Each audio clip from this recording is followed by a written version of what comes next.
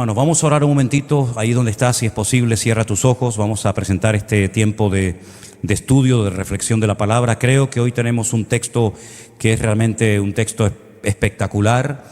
Son palabras que el Señor le dirigió a uno de los reyes de Israel y yo creo que nos van a hacer mucho bien y nos va a venir muy bien escuchar lo que el Señor le dijo, en este caso al rey Salomón, acerca de lo que tenía que hacer en tiempos de necesidad, en tiempos de crisis. De hecho, el título del mensaje es ¿qué hacer en los tiempos difíciles? ¿Qué hacer cuando estamos en apuros, en aprietos? La Biblia nos da la respuesta y esta noche la vamos a estudiar. Padre, muchas gracias por este privilegio, este placer que nos das de poder estar aquí juntos en tu iglesia, Señor, con tu pueblo. Te pedimos, Señor, que en esta tarde tú abras nuestros corazones, nuestros oídos, que estemos atentos, que queramos, Señor, recibir esta palabra y que tu Espíritu Santo nos pueda hablar y ministrar claramente, para que podamos en todo momento saber cómo tenemos que comportarnos, cómo tenemos que vivir, cómo tenemos que actuar en este tiempo difícil y peligroso en el que vivimos, pero donde tu palabra nos enseña y nos muestra claramente lo que tenemos que hacer y también lo que no tenemos que hacer. Padre, nos ponemos en tus manos y te daremos a ti siempre toda la gloria y la honra en el nombre de Jesús. Amén y amén. Quiero llevarles en primer lugar al texto de Segunda de Crónicas, capítulo 7, verso 14. Recién se acaba de inaugurar el templo.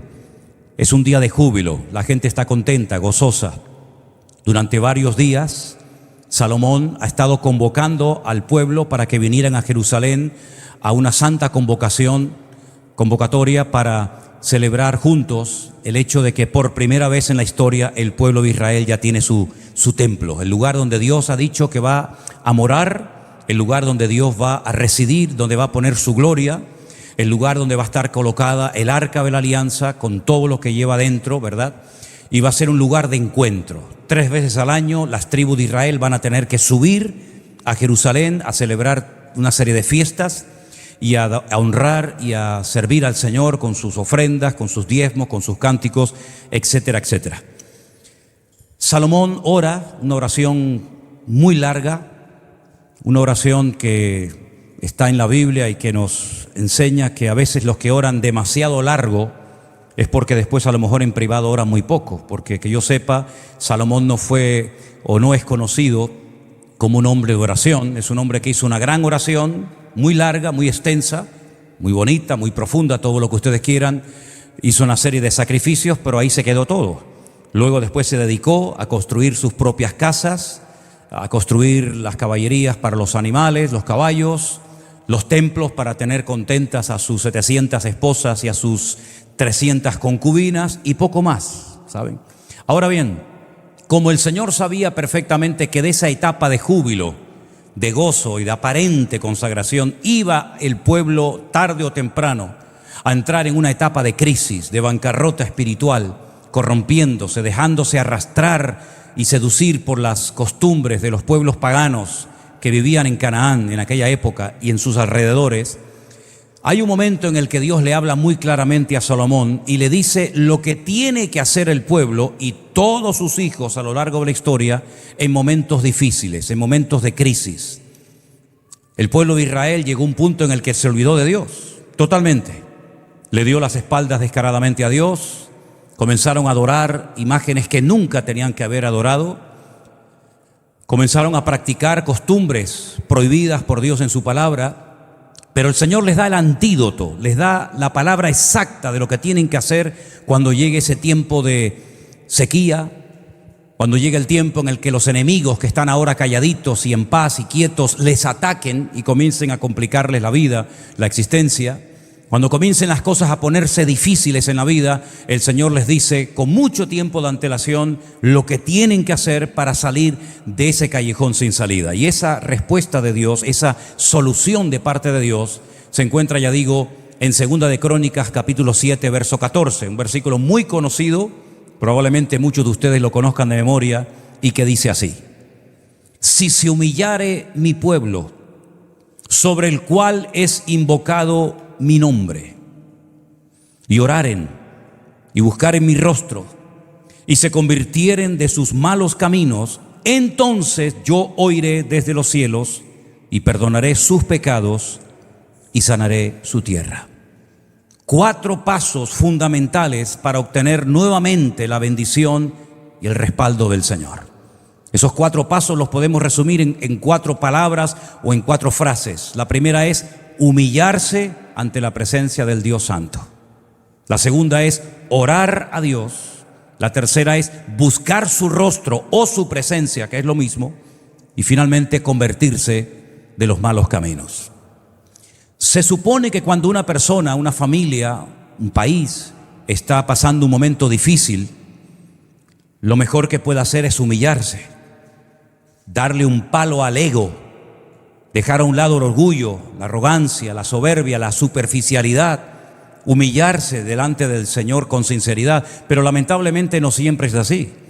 Yo he conocido personas que están ya en una fase terminal y hemos ido a orar por ellos, hemos ido a visitarles, y al pedirles que si quieren orar, nos han dicho no quiere entregarle su corazón al Señor, no quiere pedirle perdón por sus pecados sabiendo que le quedan probablemente minutos de vida, no. Y nos hemos encontrado con casos así, de personas que incluso en el peor momento de su vida, y me recuerdo al ladrón no arrepentido en la cruz, ¿verdad? Uno de los malhechores que estaban al lado del Señor, dice la Biblia que mientras el otro le dijo al Señor, acuérdate de mí cuando vengas en tu reino, el otro más bien se burlaba y le injuriaba y se metía con el Señor. Así hay mucha gente hoy en día que ni siquiera en el peor momento de su vida, en la crisis más profunda de su matrimonio, de su economía, incluso estando enfermos con un diagnóstico de muerte, ni siquiera así se humillan. Sin embargo, la palabra del Señor nos enseña, por ejemplo, hay un salmo precioso que es el Salmo 118, les aconsejo su lectura, donde el salmista dice: desde la angustia invoqué al Eterno y el Eterno me respondió, porque mejor es confiar en Dios que confiar en los hombres o en los príncipes. Y ese es el centro de la Biblia. Si partiéramos la Biblia en 2 partes, el centro de la Biblia es ese versículo que dice: mejor es confiar en Dios que confiar en el hombre o en los príncipes. Ahora bien, cuando nos humillamos delante de Dios, es porque reconocemos que lo que nos está pasando no es culpa de Dios. Cuando nos humillamos delante de Dios es porque estamos reconociendo su justa justicia, su soberanía, su autoridad divina. Algo he tenido que hacer mal, algo estamos haciendo mal para que el país vaya de mal en peor, para que mi vida no sea una vida próspera, una vida bendecida, una vida respaldada por el favor de Dios. Entonces reconozco que tengo que hacer un cambio, tengo que cambiar de actitud, y lo mejor que puedo hacer es humillarme ante la presencia del Señor. Siempre cuando nos humillamos delante del Señor, siempre lo que va a suceder a continuación siempre será positivo, siempre será un buen resultado a nuestro favor. Por el contrario, si nos negamos, que podemos hacerlo, a humillarnos delante de la presencia del Señor, las consecuencias pueden ser catastróficas. Y voy a ponerles 2 ejemplos de 2 personajes de la Biblia para que ustedes vean lo que puede ocurrir cuando una persona se niega a humillarse delante de la presencia del Señor. Por ejemplo, tenemos una porción en Segunda de Crónicas, capítulo 36, versículo del 7 al 11. Vamos a leer esta porción tan interesante que nos dice lo siguiente.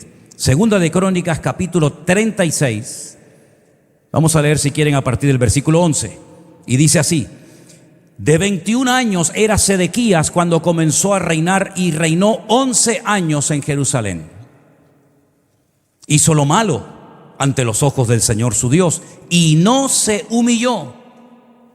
No se humilló delante del profeta Jeremías, que le hablaba de parte de Dios. Se rebeló a sí mismo contra Nabucodonosor, al cual había jurado por Dios y endurecido su cerviz, y obstinó su corazón para no volver al Señor, el Dios de Israel. Es un hombre que sabe lo que tiene que hacer. Él conoce la Escritura. Él no es un pagano. Él sabe lo que le había dicho el Señor tiempo atrás al rey Salomón en casos de crisis. Pero dice la Biblia que no se humilló. Y si seguimos leyendo el reinado de Sedequías, en el verso 16 dice: mas ellos hacían escarnio de los mensajeros de Dios, menospreciando sus palabras, burlándose de sus profetas, hasta que subió la ira de Dios contra su pueblo, y dice: y no hubo ya remedio. Ya no había nada que hacer. Cruzaron la línea, sabían lo que tenían que hacer, sabían que el camino correcto era humillarse, pedir perdón delante del Señor, pero dice que se rebelaron contra Dios, contra toda la autoridad del tiempo presente. Y dice la Biblia que por no querer humillarse, las consecuencias en la vida del rey Ezequías fueron terribles. Ustedes me acompañan a Jeremías capítulo 52. Es increíble lo que vamos a leer ahora. Dice la palabra de Dios en Jeremías capítulo 52. Si quieren, leemos a partir del versículo 7. Jerusalén es sitiada. El ejército del rey Nabucodonosor está rodeando la ciudad. La gente muere de hambre. Lo están pasando realmente mal. No hay escapatoria. Y dice que llegó el momento en el que se abrió una brecha en el muro de la ciudad. Ellos creían que como tenían el templo de Jerusalén dentro de las murallas, no iba a pasar nada. Aunque fueran idólatras, rebeldes, desobedientes, no pasa nada. Sin embargo, dice aquí que llegó el momento en el que fue abierta una brecha en el muro de la ciudad y todos los hombres de guerra huyeron. Y salieron de la ciudad de noche por el camino de la puerta entre los dos muros que había cerca del jardín del rey. Y se fueron por el camino del Arabá, eso es, al desierto, estando aún los caldeos junto a la ciudad alrededor. Versículo 8. Y el ejército de los caldeos siguió al rey y alcanzaron a Sedequías, aquel que no se quería humillar, ¿se acuerdan? Aquel que no se quería postrar delante del Señor. Dice que lo alcanzaron en los llanos de Jericó. Fíjese el camino desde Jerusalén hasta Jericó, hay un buen recorrido. Allí lo alcanzaron porque lo abandonó su ejército. Entonces, escuchen, prendieron al rey y le hicieron venir al rey de Babilonia a Ribla. Ribla es Siria. Para que sepan que cada vez que lean el nombre de Ribla, estamos hablando de Siria, en tierra de Amat, donde pronunció sentencia contra él. Escucha, degolló el rey de Babilonia a los hijos de Sedequías delante de sus ojos. Qué terrible escena, ¿no? Ver que el rey de Babilonia está haciendo eso terrible en contra de tus hijos. También degolló en Ribla a todos los príncipes de Judá. No obstante, el rey de Babilonia solo, gracias a Dios, solo le sacó los ojos a Sedequías. Le ató con grillos y lo hizo llevar a Babilonia y lo puso en la cárcel hasta el día que murió. Él sabía lo que tenía que hacer. Todo esto se podía haber evitado. Esta tragedia nacional, miles de personas muertas, sus propios hijos. Mira la forma como mueren. Él queda ciego porque le arrancan los ojos. Se lo llevan a Babilonia como si fuera un animal tirado por cadenas. Allí murió en una mazmorra. Todo eso se podía haber evitado si él hubiera hecho lo que dice Segunda de Crónicas 7:14. La solución, el remedio divino. Si mi pueblo se humillare, pero hemos leído que él no quiso humillarse. Y el que no quiere humillarse delante de Dios, pues que se atenga a las consecuencias. Amén, hermanos. Hay cosas en la vida que podemos evitar si hacemos lo que Dios manda. Si ponemos en práctica la palabra de Dios, se pueden evitar muchas cosas. Problemas económicos, problemas matrimoniales, problemas incluso hasta físicos. Muchas cosas se pueden evitar en la vida.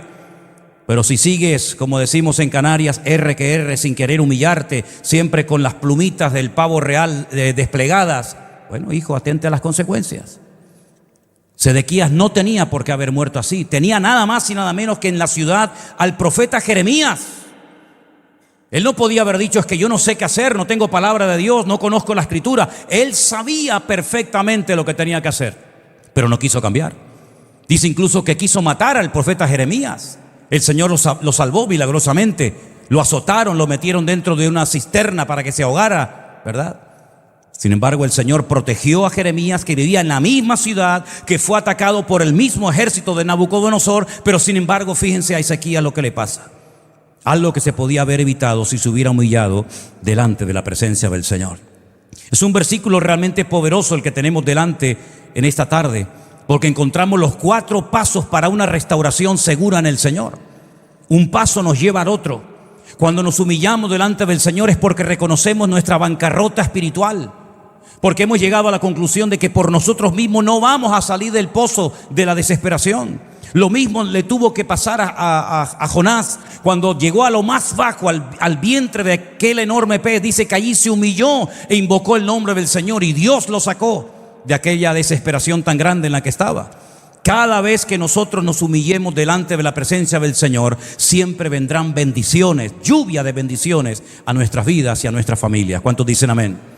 Pero no es suficiente con humillarse, no es suficiente con reconocer el error, el pecado, sino que el segundo paso es orar. Si mi pueblo se humillare y orare, invocar en mi rostro, es un segundo paso fundamental. Pero en este punto de la oración, quiero recordarles un versículo del Nuevo Testamento, concretamente de la carta de Santiago, que dice que la oración eficaz del justo es la que puede mucho. No la oración en sí misma, no. La oración eficaz del justo es la que puede mucho. La pregunta es, ¿qué ingredientes tiene que tener una oración para que sea eficaz? Porque el objetivo no es simplemente orar. El objetivo es que cuando oremos obtengamos la respuesta, ¿sí o no? Eso es lo que confiamos y esperamos todos. Esta es la confianza que tenemos en Él, que si pedimos alguna cosa conforme a su voluntad, Él nos oye. Y si sabemos que Él nos oye, tenemos las peticiones que le hayamos hecho. Pero ¿cuáles son, los ingredientes bíblicos, divinos, para que podamos decir, he orado eficazmente, ahora solamente me queda esperar pacientemente, con gozo, en la presencia del Señor hasta que Él responda a mi oración? Hermanos queridos, una cosa es orar y otra cosa es orar eficazmente u orar bien. ¿Por qué digo orar bien? Porque yo he llegado a la conclusión de que nuestro nivel de madurez, nuestro crecimiento espiritual se manifiesta muchas veces por la forma como oramos, la forma como pedimos, la forma como nos presentamos delante del Señor. Habla mucho del tipo de persona, espiritualmente hablando, que tú eres. Hay personas que oran y piden, pero no están orando bíblicamente, no están orando bien. A veces por gracia y por pura misericordia de Dios, a pesar de no haber orado todo lo correcto que deberíamos de haberlo hecho, obtenemos respuestas. Pero creo que nuestro objetivo debería ser pedirle al Señor: Señor, enséñame a orar bien y eficazmente. Renovar mi vida de oración, mi vocabulario a la hora de orar. Y no es cuestión de gritos, no es cuestión de hacer un show y ni un espectáculo, ni llamar la atención hacia mi persona, porque todo lo que hagas que llame la atención hacia tu persona, ya empezaste mal. Primero, la oración tú tienes que pasar desapercibida. El que tiene que notarse es el Señor, no tu palabra, ni tus gestos, ni tus espavientos, en primer lugar. En segundo lugar, la oración tiene que ser hecha conforme a la voluntad de Dios. Pero ¿cómo vas a orar conforme a la voluntad de Dios si no lees la Biblia e indagas cuál es la esencia del corazón de Dios? Voy a ponerles 3 ejemplos de 3 personajes diferentes de la Biblia que oraron, que hablaron no muy bien, que digamos, aunque obtuvieron respuesta, pero se demuestra su falta de madurez a la hora de pedir o a la hora de hablar. ¿Se acuerdan ustedes, conocen a un personaje llamado Eliezer o Eliezer? ¿Quién era Eliezer? Un nombre muy bonito que significa Elí, mi Dios; Ezer, mi Dios es mi ayuda. Mi Dios es el que me ayuda. Eliezer era el hombre de confianza, la mano derecha del patriarca Abraham, ¿se acuerdan? Abraham tenía un criado, probablemente un mayordomo de muchos años en la casa, que delega sobre él y pone sobre sus hombros una responsabilidad tremenda. Espero que cuando llegue un momento en el que tengas que responder y tengas que actuar en base a la responsabilidad que se te ha delegado, lo hagas bien y dejes en alto el honor de Dios. Porque Abraham se quedó en casa, Isaac se quedó en casa, y al que mandó a lejanas tierras fue a su criado, a su mayordomo llamado Eliezer. Él tuvo que viajar durante días, semanas, tal vez, probablemente, y no exagero, meses, hasta llegar a un lugar donde Abraham le había dicho que nunca llevara a su hijo, que él tenía que ir a buscar una ayuda idónea, una esposa para su hijo Isaac. Isaac estaba roto, porque Isaac se despidió de su madre el día que su padre lo lleva al monte Moriah de Jerusalén para ser sacrificado sobre un altar, ¿se acuerdan? Él se despide, le da el último beso, le da el último abrazo a su madre Sara. Sara sabe perfectamente lo que Abraham se trae entre manos. Sara no era tonta, Sara sabía perfectamente que un sacrificio lleva fuego, leña, cuchillo y víctima. Y aquí van 3 elementos, pero falta uno, y ella sabe perfectamente que aquí pasa algo raro. Se despiden, la madre del hijo, se dan un abrazo, y Isaac nunca más volvió a ver a su madre. Probablemente murió de tristeza, murió de dolor, porque ella sabe que eso es lo que Dios le ha pedido a su marido. Y ella no se pone como una loca gritando en la puerta de su tienda de campaña: no te lo lleves, es mi hijo, yo lo quiero, llévate al otro. ¿Por qué haces esto? ¿Pero qué tipo de Dios tenemos? Sino que ella acata la voluntad de Dios, se despide de su hijo se va. Ella cree que nunca más lo volverá a ver, y cuando ellos regresan, Sara ya ha muerto. Y nunca más la volvió a ver a su madre. Y él, de pena, de dolor, dice que salía todas las tardes al campo a meditar. Y se iba junto a un pozo, por cierto, que tiene mucha historia, se llama el Pozo del Viviente que me ve, y allí meditaba y allí reflexionaba, y dice que entonces es cuando el padre toma la decisión. Ya Isaac tiene 40 años, ya no es un niño. Le dice a Eliezer: mira, es tiempo de que vayas a buscar una esposa para mi hijo. Después, cuando vino su esposa, Rebeca, dice la Biblia que se consoló. El vacío que había dejado su madre en su corazón, su esposa lo llena. Y bueno, todos conocemos el resto de la historia. Pero fíjate qué interesante a lo que voy, a la hora de orar bien o de hablar bien. Eliezer emprende un largo viaje para ir a buscar a la esposa del hijo de su amo. Se ve que no es un hombre de oración. Conoce al Dios de Abraham, evidentemente, pero no es un hombre, digamos, comprometido con Dios, ni tiene la fe, ni mucho menos de Abraham. Pero él va en obediencia a un encargo que su amo le ha dado, que es muy importante. El futuro está en las manos de él en ese momento. Y cuando llega a un pozo, él dice: la primera que salga y me dé de beber agua a mí y a mis camellos, esa me la llevo. ¿Cómo? ¿Sabes lo que estás diciendo? Y si viene una idólatra, si viene una pagana, si viene una prostituta, es decir, la primera que venga y me dé agua, y encima le dé de beber a mis 10 camellos, que tienen que beber cada uno 100 litros de agua, ¿esa es la que yo me voy a llevar? ¿Así de fácil? ¿Así de superficial? Bueno, sabemos que Dios tuvo misericordia por amor a Abraham y también por amor a Isaac, pero eso no es una forma madura de orar. Esa no es una forma correcta de orar, de pedir a Dios. Generalmente la gente inmadura, la gente poco conocedora de la Escritura, están siempre poniendo pruebas. Y le dicen a Dios: confírmame hoy por la palabra que esto, o confírmame hoy con este predicador. Así son la gente inmadura, las personas que no saben moverse en el reino, las personas que siempre buscan o confirmación, o que alguien le ponga la mano encima y le ore, o le profetice, o le diga esto o aquello, ¿verdad? Y aquí está Eliezer, ahora solo, no está Abraham, no está Isaac, él está solo, entre comillas, ante el peligro, y a él no se le ocurre otra cosa que sí: la primera que me dé agua, esa me la llevo. ¿Será una mujer espiritual? ¿Estará casada? ¿Será viuda? ¿Será soltera?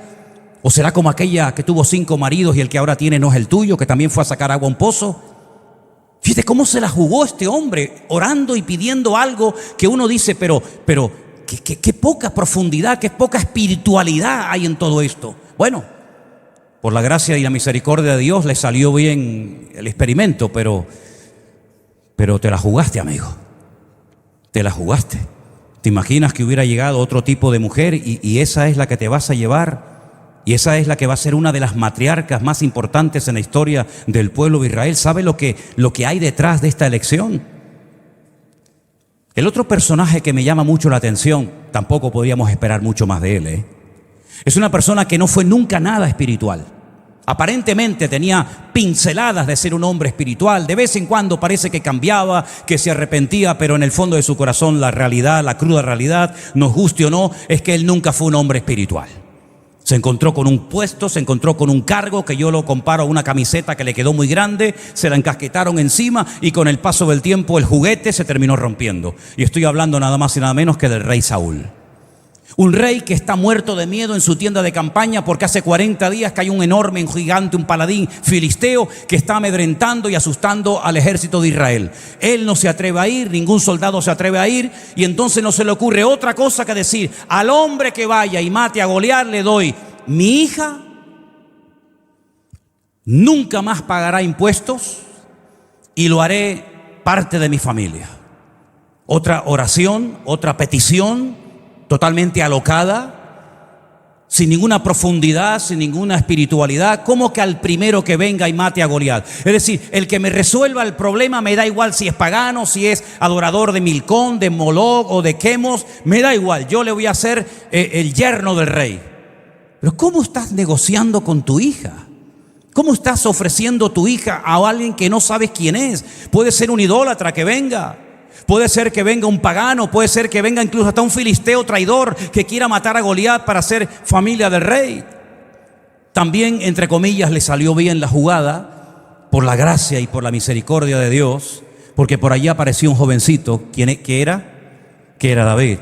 Y él se enfrentó y bueno, se hizo familia del rey, etcétera, etcétera. Pero ahí te das cuenta otra vez, otro personaje que oró o dijo algo en alta voz sin ninguna profundidad, sino ahí: el que me saque del problema, a ese le bendigo y a ese le doy mi hija y le quito la obligación de pagar tributos e impuestos, etcétera, etcétera. Ya dije que no podíamos esperar otra cosa de Saúl. Saúl nunca fue una persona espiritual, por lo tanto sus decisiones, su forma de hablar, su forma de comportarse, su forma de reaccionar demuestra siempre su esencia, que era la desobediencia personificada. Pero hay un tercer personaje que es peor todavía, porque Eliezer, por lo menos, bueno, con aquella palabra que dijo el Señor, pues le ayudó a traer una buena mujer. El caso de Saúl pues también funcionó, porque gracias al Señor apareció por allí David. Pero ahora a este no se le ocurre otra cosa en un momento de euforia, en un momento de emocionalismo que se da mucho en un tipo de creyentes hoy en día. Y es que cuando están contentos, cuando están eufóricos, el Señor le ha tocado por la palabra, una canción, un culto, lo que sea, hacen todo tipo de promesas, hacen todo tipo digamos, de propuestas al Señor, pero luego después algunos ni las cumplen, se olvidan, y en algunos casos mejor que hubieran cerrado la boca. Porque a este no se le ocurre otra cosa que decir: estoy tan contento, estoy tan alegre, estoy tan lleno del Señor porque he visto hoy una gran victoria contra el enemigo, que al primero que me salga por la puerta de mi casa, lo sacrifico al Señor en un sacrificio a Dios. Y estoy hablando de un juez de Israel que no sabemos, todavía los teólogos no se ponen de acuerdo si fue realmente un sacrificio o no fue un sacrificio. Yo no voy a entrar en esos detalles, pero la primera persona que salió por la puerta de su casa fue su esposo, fue su hija. ¿Qué les parece? Otra locura más. Mira, hay creyentes, escucha, a ver si puedo explicar esto y nadie se me ofende. Y si se ofenden, por lo menos que sepan por qué lo dije. Hay creyentes que están como en el filo de la navaja. ¿Saben lo que me quiero decir? Están en el filo de la navaja. Están entre la locura y la espiritualidad. Están entre el compromiso y la superficialidad. Están, pero no están. Están con su cuerpo, pero su cabeza hace años que se fue de aquí. Están como en el filo de la navaja, ¿verdad? Por una parte parece que son muy espirituales, muy comprometidos, pero a la hora de la verdad, pínchales un poco, pruébalos un poco, porque la Biblia dice que para usar a alguien primero hay que probarlo. Es mi deber, probarte, pincharte, a ver cómo reacciona. Y si son aprobados, entonces sí, pero si no son aprobados, no. Es como cuando te vas a comprar un coche de segunda mano, ¿no lo quieres probar primero? Te fías así, dices, no, yo lo quiere probar, no me hace falta. Todo en la vida que nos atrae y nos gusta siempre lo queremos probar o ver primero. Cuando las mujeres van de compras aquí a las tiendas, ni les cuento, yo digo, esa camisa, démela ya, chao, adiós. La mujer se prueba una camisa, prueba un pantalón, sube y después no compró nada.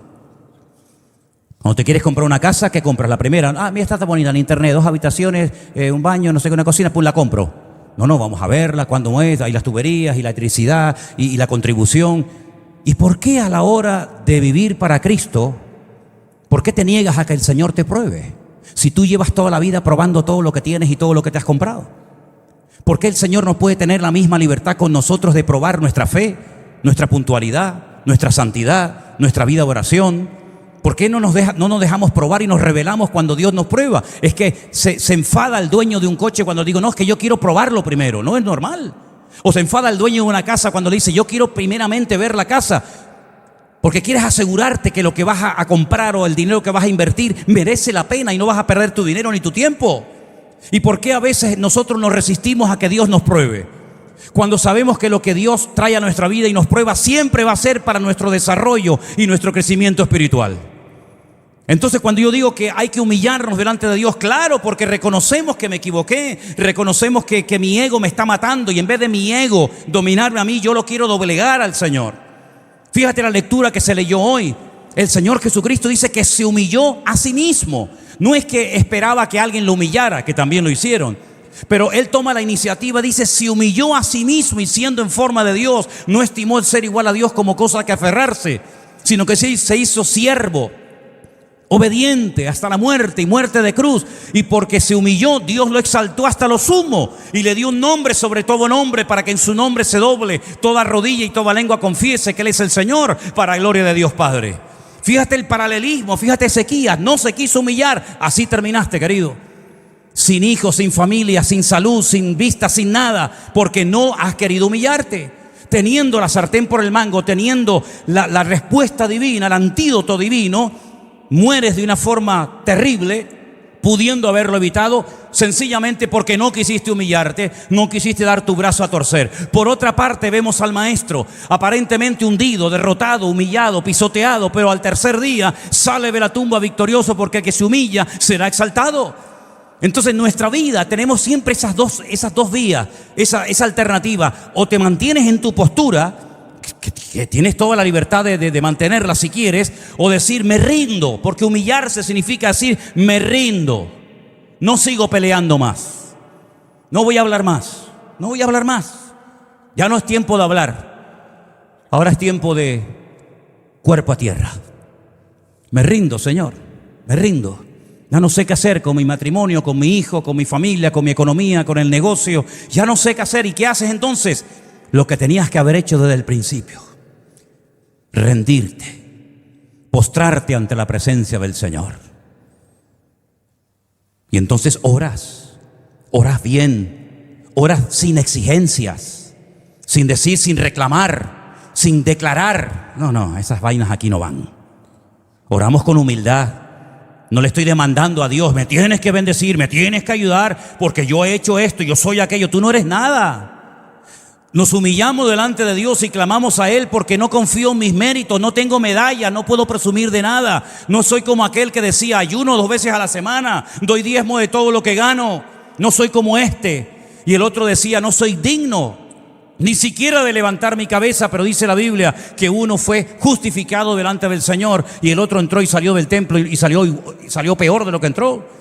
Entonces la actitud es lo que marca la diferencia en nuestra vida. El Señor sabía que su pueblo se iba a corromper. Hoy hay mucha alegría, hoy hay mucho júbilo. ¿Por qué? Porque hay dinero, porque hay abundancia, porque el rey Salomón es un rey espléndido, generoso, que le está dando comida y trabajo a todo el mundo. Pero espérate, los 80,000 leñadores que están en el Líbano cortando 24 horas al día leña y árboles de cedro para el templo, dentro de un par de meses no van a trabajar, ya no hay más leña que cortar. Cuando Salomón termine de construir el templo y sus casas y sus caballerías y todo, miles y miles de personas en el pueblo se van a quedar sin nada. A ver si en ese momento tienen tanto gozo y tanta alegría como la que tienen hoy. Y por eso el Señor sabía perfectamente que iba a llegar un momento en el que tenía que tocar, afectar la naturaleza, para que por lo menos los agricultores, cuando vieran que no llueve, se dieran cuenta de que algo espiritualmente está pasando. Porque lo natural es un reflejo de lo que está pasando espiritualmente. O a ver si los ganaderos, cuando vean que las ovejas no paren, que los animales se mueren en el campo, que las ovejas no tienen esa fuerza, a ver si se dan cuenta y se percatan de que hemos pecado delante del Señor. Y entonces cuando se dé cuenta el rey, los agricultores, los ganaderos, los hombres de guerra, todo el mundo se dé cuenta, sepan lo que tienen que hacer: humillarse, orar. Y dice aquí, tercer punto, buscar mi presencia, buscar mi rostro. buscarlo de corazón. En otras palabras, volver a esa relación que tuvisteis en su momento con Dios, pero que cortasteis tu relación con el Señor porque te atrajeron las cosas de este mundo como si fueran juguetes. Ustedes reconocen, ¿se acuerdan de la historia de Elías cuando sube a lo alto del monte Carmelo? Dice la palabra del Señor que primeramente le da lugar a los sacerdotes de Baal, que eran un montón, y le dice: oren ustedes, que son más, oren los primeros, yo espero. Cuando llegó el momento de orar y de actuar, antes de orar, él lo que hace es algo que a veces pasa desapercibido y se habla muy poco, pero ahí está la clave. Si ustedes van al Monte Carmelo, arriba en el Monte Carmelo, en una de las partes del monte, hay un monasterio católico, y cuando entras a la iglesia, saben que en el centro de toda iglesia católica, en cualquier parte del mundo, siempre está el altar mayor. Eso pasa en España, en Latinoamérica y en todas partes del mundo. Cuando usted entra por el centro de una iglesia católica, nunca va a haber un púlpito. El púlpito siempre está a la izquierda o está a la derecha para la lectura de los santos evangelios. Lo que está en el centro es lo que en la iglesia católica tiene peso, es para ellos lo más importante, que es el sacrificio de la misa, la Eucaristía. Y para ese sacrificio hace falta un altar, y ese altar se llama el altar mayor. El altar mayor de ese monasterio en el Monte Carmelo son 12 gigantes piedras que las han puesto una encima de la otra, y encima han puesto como una losa de granito, de piedra o de lo que sea, y ahí hacen las misas, el sacrificio de la misa. Eso es lo que quiero destacar en esta tarde, que Elías, antes de orar, antes de invocar el nombre del Señor, restaura el altar del Señor que estaba roto. En otras palabras, si no hay comunión, si no hay relación con el Señor, ¿qué le vamos a pedir? ¿Con qué cara nos vamos a presentar delante de un Dios que hace años que no le hablo, que no lo visito, que no sé nada de Él? ¿Con qué cara voy a pedirle a Dios que me sane la tierra, que sane a mis animales, que bendiga a mi familia, que prospere mi casa? ¿Con qué cara si ya hace años que no hablo con Él, ni sé nada de Él? Porque no quiero. Entonces lo que Elías hace es ir colocando una a una las 12 piedras del altar. La piedra que representa a Neftalí, la piedra de Manasés, la piedra de Zabulón, la piedra de Leví, la piedra de Isaacar, la piedra de Judá, la piedra de Gad, la piedra de Aser. Y cuando tiene ya todo el altar compuesto y unido, es entonces cuando empieza el trabajo de colocar, ¿verdad?, la leña, el sacrificio, invocar el nombre del Señor. Pero previamente ha tenido que haber una restauración. Y yo siempre he dicho que una persona, antes de ser usada, previamente tiene que ser restaurada. Y tú sabrás en lo que tienes que ser restaurado en tu vida. Capaz que tienes que pagar una factura de hace 30 años que ni te acuerdas. O capaz que tienes que llamar a una persona que ofendiste o que rompiste la relación con él o con ella por una tontería. ¿Cuántas familias se han separado por herencias? Qué peligrosas son las herencias, ¿eh? Yo no las quiero, ¿eh? Yo no quiero herencias de nadie. Hermanos que se llevan muy bien, se muere el viejo, y después empiezan las peleas: quítate tú para ponerme yo, porque a ti te dio esto y no me lo dio a mí, yo quería aquello, yo quería lo otro. Qué lío las herencias, ¿verdad? Solamente quiero la herencia espiritual, que no trae problemas, ¿verdad? Pero saben, mis queridos hermanos, aquí lo que está diciendo el Señor es que cuando ustedes se humillen, cuando ustedes busquen mi rostro, lo que tienen que hacer antes de que yo comience a sanar la tierra, antes de que yo comience otra vez a mandar la lluvia temprana y tardía, antes de que comience todo a cambiar en lo natural, primeramente ustedes tienen que recuperar su relación con el Señor. Es más, en uno de los mensajes que encontramos en el libro de los Hechos, si no recuerdo mal, dado por Pedro, él dijo que antes de que venga el Señor entraremos en un tiempo de restauración de todas las cosas. En otras palabras, Dios tiene que restaurar muchas cosas en su pueblo. Tiene que restaurar su comunión, tiene que restaurar la sana doctrina. Hay congregaciones que ya no se predica la Biblia, se predica no sé de qué. En otras palabras, Él quiere restaurar tu comunión y tu relación diaria con el Señor. Que usted no dependa de la oración de un pastor, que usted no dependa de la imposición de manos de un apóstol, de un profeta, que usted dependa única y exclusivamente del Señor. Me llamen o no me llamen, me visiten o no me visiten, me da igual. Yo sé que todos los días mi Señor ora por mí. Yo sé que todos los días el Señor estará conmigo hasta el fin del mundo. Y no es que seamos egoístas, no es que seamos soberbios, que yo no necesito de nadie, sino que mi relación con el Señor, hermano, no depende de una iglesia, de un culto, de un pastor. ¿Por qué? Porque yo sé doblar mi rodilla y esperar en la presencia de mi Señor. Y mi Dios que me ve en secreto, no te preocupes que me va a recompensar en público. De hecho, toda recompensa pública es la evidencia de que hay una comunión en privado con el Señor. No invertamos el orden. Finalmente, una vez que hemos orado, una vez que nos hemos doblado delante del Señor, una vez que nos hemos rendido y postrado delante de su presencia, entonces dice, y se conviertan de sus malos caminos. En otras palabras, tiene que haber un cambio. Lo que no puede ser es que ahora, como estás con la soga hasta el cuello, amigo, ahora sí, ¿no? Claro. ¿Y si tuvieras el agua por la rodilla? Pero ya has llegado a un punto en el que ya no das más. Bueno, pues ahora lo que tienes que hacer es sentarte y decirle al Señor, ¿dónde comenzó mi deterioro espiritual? ¿Dónde perdí a mi hijo? ¿En qué parte del camino lo perdí? ¿En qué parte mi matrimonio comenzó a hacer aguas y yo no me di ni cuenta? ¿En qué parte perdí la gloria y la presencia de Dios en mi vida y no me percaté de ello? Porque la palabra de Dios dice que Sansón, por coquetear y flirtear con el pecado, dice que un día la presencia, el Espíritu de Dios se fue de él y no lo sabía. Y pensaba que podía seguir jugando y vacilando, ¿verdad? Y no pasa nada, total, mañana me levanto, soy el hombre más fuerte y más ungido del país. Y dice que la presencia del Señor se fue de su vida y no se había dado cuenta, que eso es lo peor. Es como el que le huele la boca, ¿no? El último que se da cuenta es al que le huele. Sí. Todos se dan cuenta, menos al que le huele. Bueno, un ejemplo tonto, perdón. Ahora todo el mundo masticando chicle. A Saúl le pasó lo mismo. A Saúl le pasó lo mismo, ¿no? Como soy el rey, pues no tiene nada que ver. El cargo, la responsabilidad, la edad que tiene, no te vacuna, no te inmuniza en contra de llevar una vida de orden delante de Dios. Otro que perdió la presencia del Señor y no se dio cuenta. Y alguno, por si acaso está por ahí o en casa viendo el culto, dirá, pero está citando temas y personajes del Antiguo Testamento. Eso no pasa hoy en día. ¿Ah, no? No pasa eso hoy en día. Si alguno se ha descarriado de entre vosotros, hermanos, sepa que el que haga volver al pecador del error de su camino salvará de muerte un alma y cubrirá multitud de pecados. ¿Qué te parece? ¿Y la iglesia de la Odisea?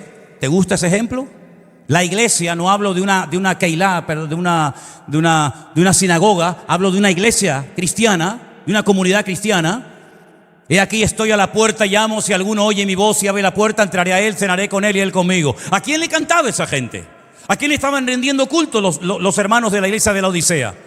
No, es que nos hemos enriquecido, no tenemos necesidad de nada. Y el Señor la confronta y le dice, no saben nada, pobres, ciegos, desnudos, desventurados. En otras palabras, también otra iglesia entera había perdido la gloria, la presencia del Señor de la iglesia y no se habían percatado, no se habían dado cuenta. Y a la iglesia de Sardis, tienes nombre de que vives, pero estás muerto. En otras palabras, cuidado, porque a veces miramos los errores o los pecados de otro como para justificar los nuestros propios, y es un gravísimo error. Aquí lo que tenemos que hacer todos es lo que dice el texto: humillarnos, orar delante de Dios, buscar su rostro y convertirnos de nuestros malos caminos. ¿Cuántos dicen amén? Para el mundo, humillarse es señal de debilidad. De hecho, a veces he escuchado a alguna gente que dice: yo no me voy a dejar humillar por nadie. Yo tengo mi orgullo. Y yo digo para mí, así te va. A mí no me humilla nadie. Porque yo ya me morí hace 40 años. Y a un muerto no se le puede humillar. ¿Sí o no? Los vivos son los que se ofenden. Los vivos son los que reaccionan. Los muertos no reaccionan. Están muertos, no sienten. No pueden reaccionar, no pueden pensar, no pueden defenderse. ¿Y no dice la Biblia que la vida cristiana tenemos que morir para vivir? Cuando nos bautizamos, ¿qué estuvimos haciendo? ¿Nos fuimos a dar un baño porque hacía mucho calor? ¿O quisimos sepultar debajo del agua nuestra antigua vida para resucitar a una vida nueva? O ese texto que dice Pablo, donde dice: ya no vivo yo, mas vive Cristo en mí, lo que ahora vivo lo vivo en la fe del Hijo de Dios, ¿verdad? El cual me amó y me salvó y se dio a sí mismo por mí. ¿Eso que solamente es para Él? ¿O eso también es un lema para todos y para cada uno de nosotros? Miren lo que dice, por ejemplo, Primera de Pedro 5:6. No sé si lo tienen por ahí preparado. Léalo conmigo, por favor, hermano. Primera de Pedro 5:6 dice: humillaos, pues, bajo la poderosa mano de Dios, para que Él os exalte cuando fuere tiempo. ¿Cuándo es el tiempo? No lo sé. El tiempo de humillarse, ¿cuándo es? Ahora. Y el de ser exaltado, no lo sé. Pero yo sé que si me humillo delante de Dios, pero escuchen, por si alguien piensa que, bueno, me humillo una vez. No, es toda la vida, todos los días. Todos los días empezamos de cero. Cada vez que me subo aquí arriba me tiro al suelo, esa es mi costumbre, no sé lo que harán otros. Yo cada vez que me subo aquí me tiro al suelo y me pongo tirado a tierra. Digo, Señor, he predicado miles de veces, pero ahora es como si fuera una vez más. Y dependo del Señor cada día, para todo dependo, y cada vez más. No es que cada vez menos, al contrario, cada vez te das cuenta de que depende más del Señor, pero para todo, absolutamente para todo. Y a veces digo, Señor, que no me inviten, porque cuando me invitan ya me pongo nervioso, ya no como, ya no duermo, porque estoy pensando que voy a hablar, que no voy a hablar. Y dice, pero después de tanto tiempo, todavía, claro que sí. Y es humillarnos delante del Señor cada día. No es que me humillé hace 30 años y ahora ya nada, no, es cada día me humillo delante del Señor. Dice Lucas 14:11, tremendo este versículo también, porque cualquiera que se enaltece será humillado, y el que se humilla será enaltecido. ¿Saben quién fue la primera, no sé si decir persona, porque no es correcto decir persona, pero el primer ente, el primer personaje que se exaltó delante de Dios? ¿Saben quién fue? Ese mismo. Satanás. Satanás se vio tan hermoso, tan capaz, que mirando aquella vestidura, porque yo siempre he dicho al Señor, le he preguntado al Señor, Señor, ¿cómo creaste a Satanás tan hermoso y a nosotros tan feos? Coges barro y no nos das ni un trapito. Y a este lo pones con una vestidura impresionante, y cuando terminas de crearlo dice, este es el sello de la perfección. Y el Señor dice, porque Él sí puede declarar, este es acabado en hermosura. Y añade, y lleno de sabiduría. Eso no lo dijo cuando creó a Adán y a Eva. No dijo Adán el sello de la perfección, sino que dijo, no es bueno que esté solo. No es bueno que esté solo. Y le metió así, ¡crack!, un corte, y le sacó a Eva de dentro, que la llevaba dentro, espalda con espalda. ¿Qué te parece? Pero ¿de qué le sirvió toda esa hermosura, todo ese conocimiento y toda esa sabiduría? Se miró un día delante de la presencia de Dios y dijo, me sentaré en el trono de Dios. Pero en ese trono solamente hay espacio para uno. Luego, si te quieres sentar en el trono de Dios, ¿quiere decir que quieres dar, permítame el símil, un golpe de estado? ¿Quieres quitarlo a Él para sentarte tú? ¿Por qué? Porque eres hermoso, eres bello, eres atractivo. Oiga, Satanás sabe tocar todos los instrumentos del mundo, y sabe todos los idiomas de la tierra, y sabe aritmética, biología, matemática, todo lo sabe. Es un ser tremendamente sabio, pero lo perdió todo. Y dice, y los que te vieron y los que te conocieron, cuando pasen por ti, dirán, este es el que asustaba a la gente, este es el que hacía tropezar a los pueblos y a las naciones. Este personaje siniestro, tan elevado, ha caído tan bajo. Claro, porque el que se enaltece será humillado. Seré semejante al Altísimo, me sentaré en el trono de Dios. Pero fíjate, Filipenses 2, lo hemos leído esta tarde. Siendo igual a Dios, no se aferró a sus atributos, a sus privilegios, sino que se humilló a sí mismo. En otra palabra, descendió, y el otro subió. Y ya sabemos el resultado, tanto de uno como de otro. Entonces, mis queridos hermanos, este versículo, este texto es tremendamente poderoso, porque no caduca en el tiempo ni en el espacio. Es un versículo que nos ayuda a salir de crisis, de tiempos difíciles, de tiempos de angustia. Cuando dice, Dios mío, es que ya no sé qué hacer. Entonces lo que tenemos que hacer, dar los 4 pasos bíblicos, humillarme delante de Dios. No sigas hablando, no, es que ya no sigas hablando, cállate, tírate al suelo, tírate al suelo. Te humillas delante de Dios, comienzas a orar, no a pedir, porque la oración no solamente es cuestión de pedir. Comienzo a buscar esa relación que tuve con Dios, que la perdí no sé dónde.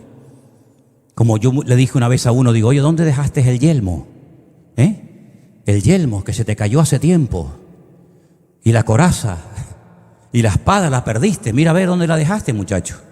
Y algunos que no saben de lo que estoy diciendo empiezan a decir, no sé, la habré dejado por aquí. Digo, sí, búscala por aquí que la vas a encontrar.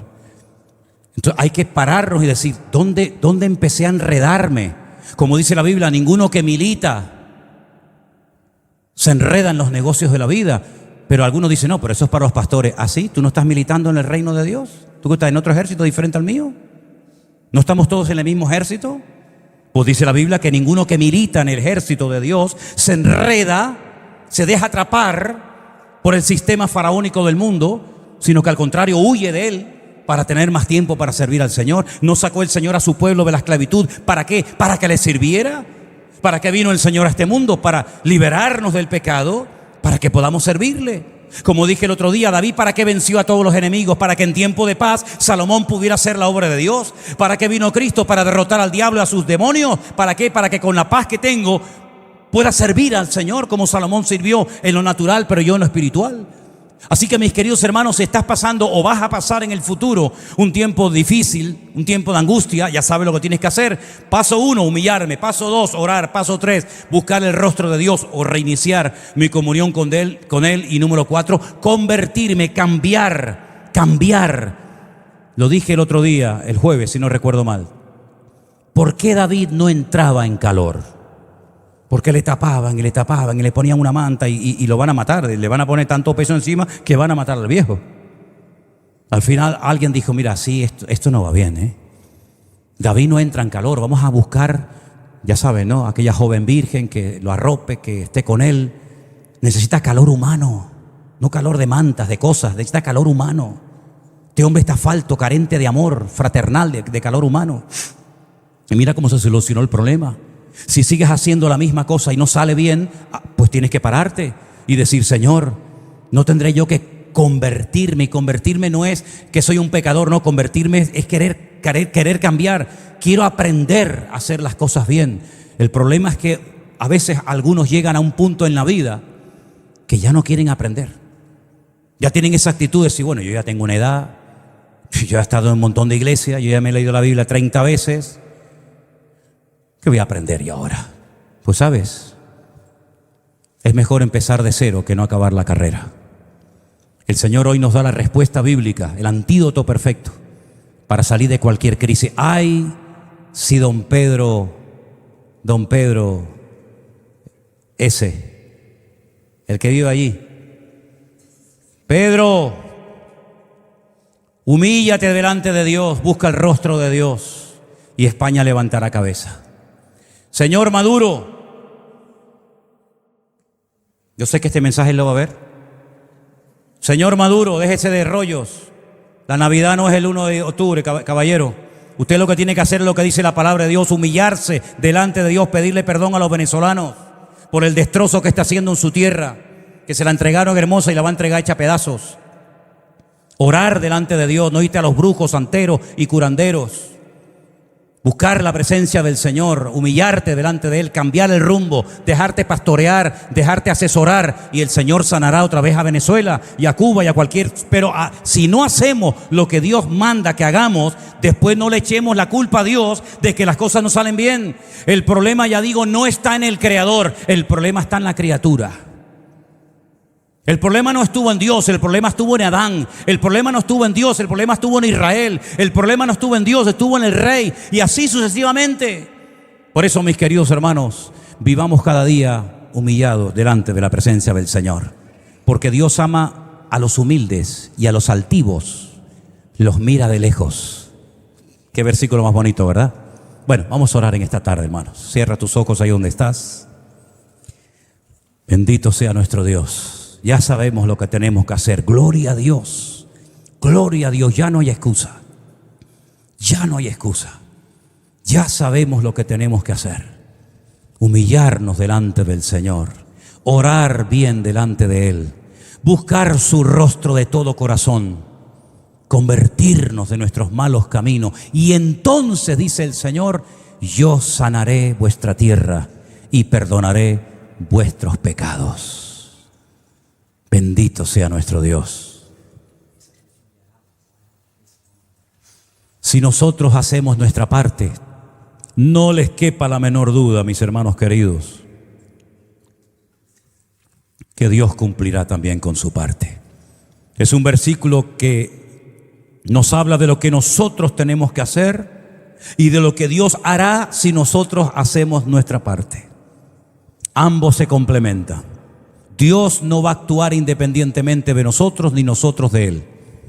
Nos juntamos, yo reconozco mi incapacidad, yo reconozco mi dependencia de mi Dios y mi Dios vendrá en mi auxilio cuando me esté hundiendo en las tormentas de la vida.